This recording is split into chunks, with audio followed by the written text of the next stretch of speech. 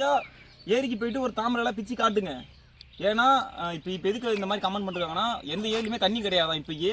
அதனால் எல்லா ஏரியும் வந்துட்டு மண் வெட்டிட்டு இருக்காங்க. அதனால் வந்துட்டு எந்த ஏரியிலுமே தாமரைலாம் கிடையாது. இப்போ நாங்கள் வந்துட்டு இப்போ நான் எவ்வளோ தூரம் ட்ராவல் பண்ணி இந்த ஏரியை நாங்கள் பார்க்க வந்திருக்கோம். கொஞ்சம் ஆழமாக தான் இருக்குது ஏரி. தாமரை நிறையா இருக்குது பாருங்கள். இது ஃபுல்லாக தாமரையில் தான். அதில் வந்துட்டு ஃப்ளவர், அதில் வந்து தாமரை பூவும் இருக்குது. பார்த்து கீழே போவோம், ஏன்னா ரொம்ப பள்ளமாக இருக்குது, சர்வலாக இருக்குது, பார்த்து தான் போகணும்.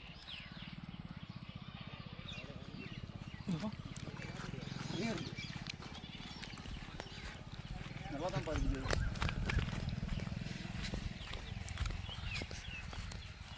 நிறையா இருக்குது தாமரையில். சக்கமாக மீன் குஞ்சு இருக்குது. தாமரை இலை வெட்டிக்கு வந்தால் மீன் வெட்டிக்கு வந்துடும் மட்டும். நிறையா இருக்குது மீன்.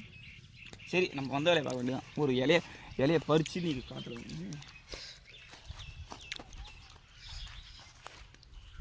நல்ல இலையாக பார்த்து பறிக்கணும். இது என்ன குளம் இருக்கு. இதில் ஒரு தாமரை இலையில் ஒரு முக்கியமான ஒரு ட்ரிக் இருக்குது. என்னென்னு பார்த்தீங்கன்னா, எவ்வளோ தான் தண்ணி நம்ம ஊற்றினாலுமே அதில் ஒட்டவே ஓட்டாது. பார்த்தீங்களா? இங்கே காட்டு. பார்த்தீங்களா? அப்படியே செதறு தட்டு அழகா கிளாஸ் மாதிரி.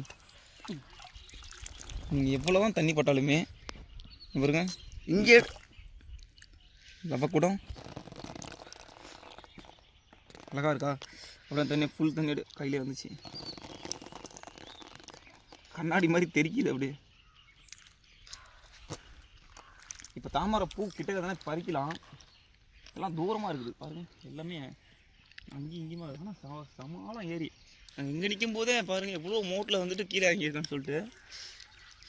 ஆனால் இப்போ எல்லா ஏரியுமே வந்துட்டு எல்லாம் இந்த தண்ணிலாம் வற்றி போனதுமே ஜேசிபி வச்சு எல்லாம் வெட்டிகிட்டு இருக்காங்க. அதனால் நாங்கள் ஏரியை கண்டுபிடிச்சதே ரொம்ப கஷ்டப்பட்டு தான் அந்த ஏரியை கண்டுபிடிச்சிருந்தோம். அவ்வளோதான். நீங்கள் கொடுத்த டாஸ்க்கை நான் வந்துட்டு கம்ப்ளீட் பண்ணிட்டேன். நம்ம சேனலுக்கு யாராவது புதுசாக மறக்காமல் சப்ஸ்கிரைப் பண்ணி பெல் ஐக்கான் தட்டி விட்டுருங்க. அப்போ தான் நம்ம போடுற வீடியோ டெய்லி உங்களுக்கு நோட்டிஃபிகேஷனாக வரும். அடுத்த கமெண்ட்டில் நம்ம பார்க்கலாம்.